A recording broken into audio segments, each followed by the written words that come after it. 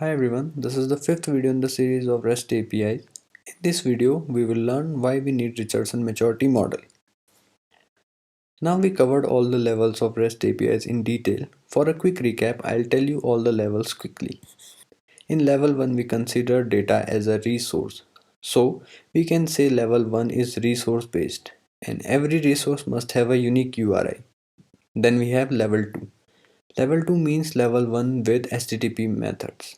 According to this level, you have to use get method for getting the data, post method to save a new record, put method to update a specific record, and delete method to delete an existing record.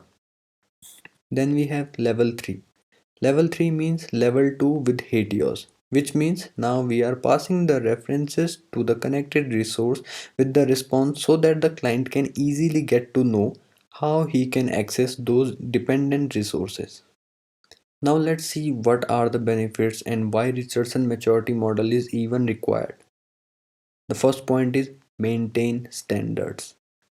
This model maintains the standard so that every developer can understand what are the levels of APIs, and if someone asks you to write a level 2 or level 3 API, so you understand what he wants you to code. The second point is it's lightweight.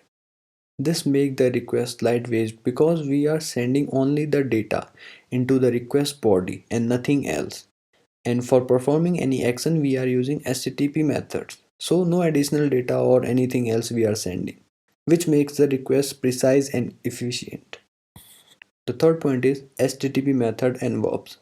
Using HTTP methods make it easy to identify the operations which you want to perform. For identifying the operation you don't need to perform anything else.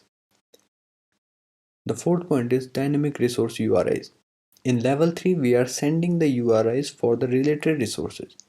So if the client wants to access those resources, he can use the links which are provided in the response. Due to that, the URI will become dynamic. If in case the URIs will be changed in the backend, as we are using the dynamic URI based on the response, then we don't need to change anything anywhere. Otherwise, we have to change the API URIs in the front-end application. So this is Richardson Maturity Model and these are the benefits we get out of it. In the next video, we will learn what are HTTP response statuses we have.